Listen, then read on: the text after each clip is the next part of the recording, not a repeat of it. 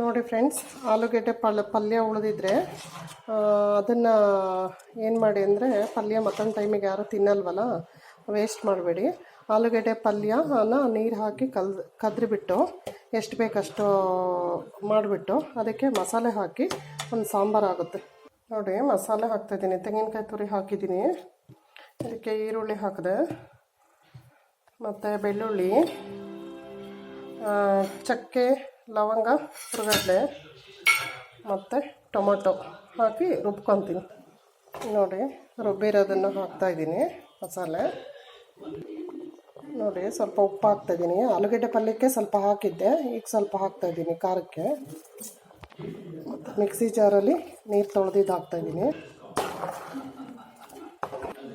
ನೋಡಿ, ಇವಾಗ ಅರಿಶಿನ ಪುಡಿ ಸ್ವಲ್ಪ, ಧನಿಯಾ ಪುಡಿ 1 ಸ್ಪೂನು, ಗರಂ ಮಸಾಲೆ 1/4 ಸ್ಪೂನು, ಖಾರ ಪುಡಿ 1/2 ಸ್ಪೂನು ನೋಡಿ ಹಾಕ್ತಾಯಿದ್ದೀನಿ.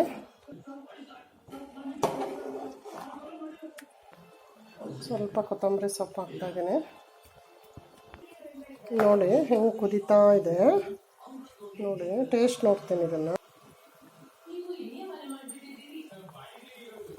ನೋಡಿ, ಟೇಸ್ಟ್ ನೋಡ್ತೀನಿ.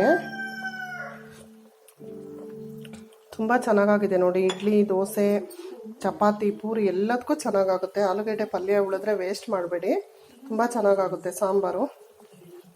ವಿಡಿಯೋ ನೋಡಿ ಲೈಕ್ ಮಾಡಿ, ಶೇರ್ ಮಾಡಿ, ಸಬ್ಸ್ಕ್ರೈಬ್ ಮಾಡಿ. Thank you.